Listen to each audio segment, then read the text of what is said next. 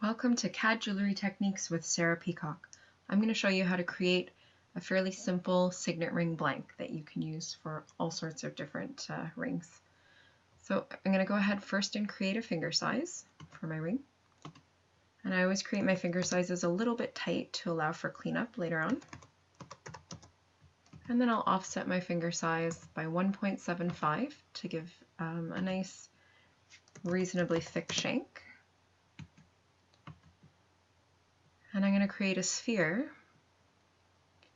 which will be the same size as the outer curve that I've offset. So again, starting at 0, and when I create the sphere, I'm going to pull the seam straight down. It will prevent problems with running Boolean difference later on.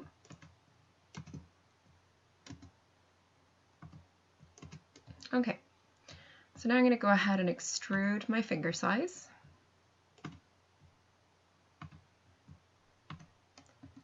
And I'm going to run cage edit on the sphere.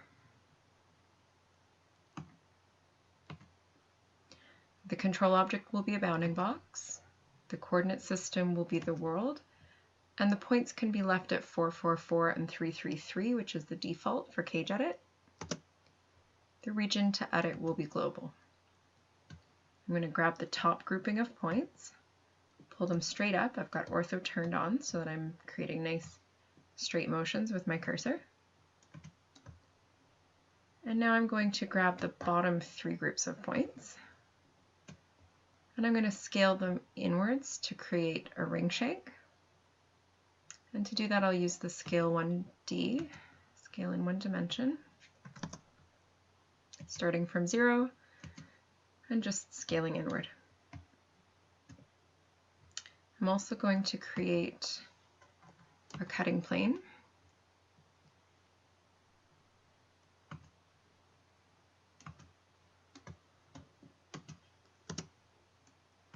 And again, with ortho on, I'll get a nice flat cutting plane. And just move it to the height, the finished height for my signet ring.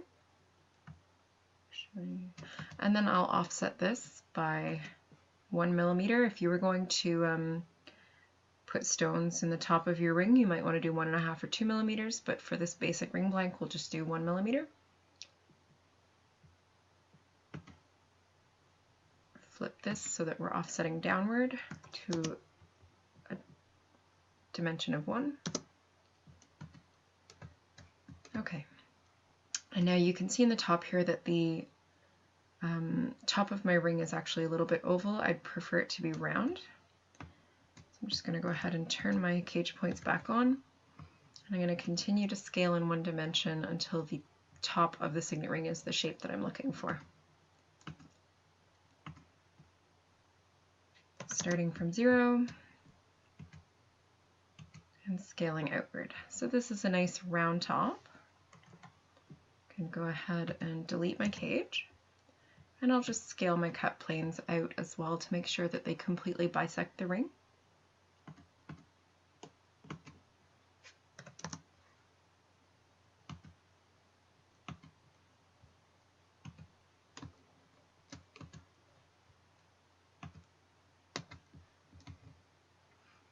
Okay, and the last thing I'm going to do before I start running my booleans is to offset this surface.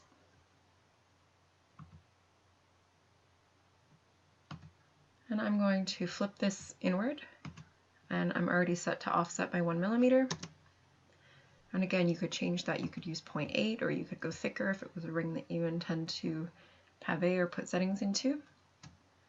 And now I'm just going to boolean my outer parts. So the outer portion of my signet with the upper cutting plane. And that gives me the blank for the signet. And now if I boolean the inner portion and the lower cutting plane, it's going to help me create my hollowing tool.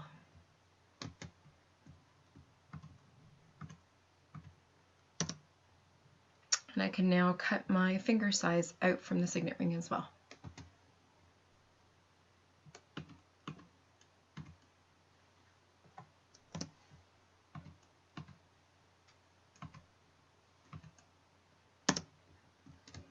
Okay, the last thing I'll do is I will run Cage Edit one more time.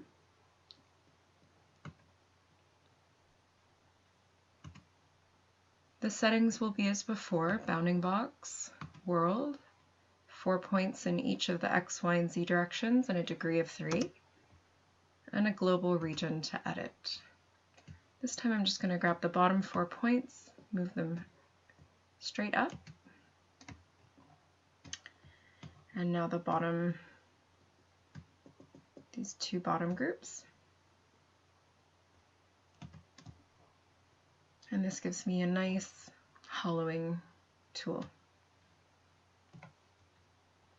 Delete my cage, and I'll run the Boolean one more time. Boolean to objects.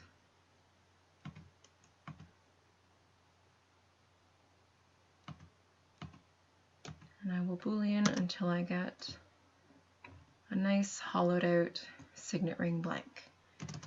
And of course, this is very effective to use for a number of other ring styles, but it's the method that I go to for making signet rings. You can also fillet these outer edges if you'd like a softer edge on your ring, but this is the basic blank.